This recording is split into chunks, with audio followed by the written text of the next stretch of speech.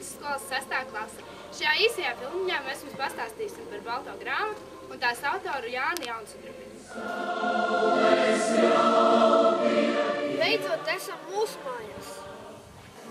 Tas ir vecais dārziņš, kuru visi mīlēja un loloja. Lasīsim balto grāmatu pie Neretes luterāņu baznīcas, jo šeit ir kristīts Jānis Jaunsudrabiņš.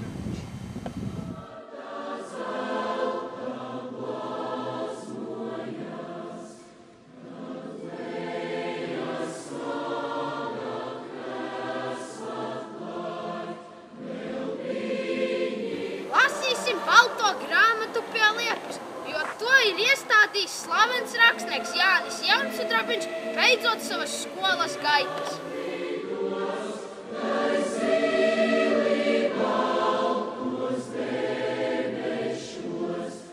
Lasīsim balto grāmatu pie akmens, kas ir veltīts Jānim Jaunsudrabim. Lasīsim balto grāmatu pie Jāņa Jaunsudrabiņa piemina.